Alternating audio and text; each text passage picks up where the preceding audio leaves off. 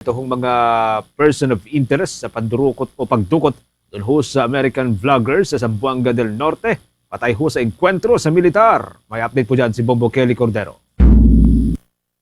Patay sa engkwentro sa militar at pulisya ang tatlong individual na kabilang sa persons of interest sa pandurukot sa American vlogger na si Elliot Eastman sa Barangay Kanakan, Kabasalan, Zamboanga, Sibugay kahapon.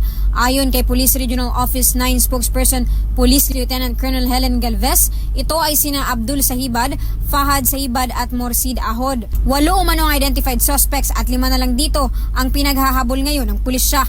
Ayon kay Lieutenant Colonel Galvez, base sa intelligence report, si Abdul ay may direktang partisipasyon sa pandurukot sa Amerikano at ang 2 pang nasawi ay napabilang sa persons of interest dahil tumulong ito sa pagtakas ng mga suspect. Person of interest siya originally, kaso natin. Yes. From the start, hinahabol ho siya.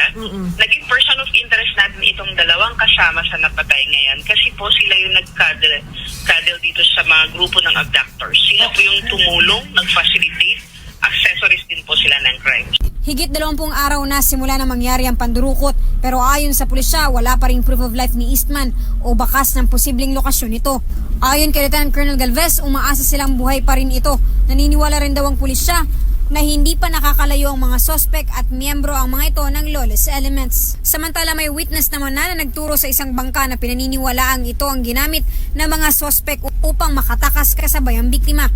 Inaantay na lang sa ngayon ang resulta ng forensic examination. Para sa Bombo Network News, Bombo Kelly Cordero nag-uulat para sa number 1 and most trusted radio network in the country, Bombo Radio Philippines. Basta Radio, Bombo!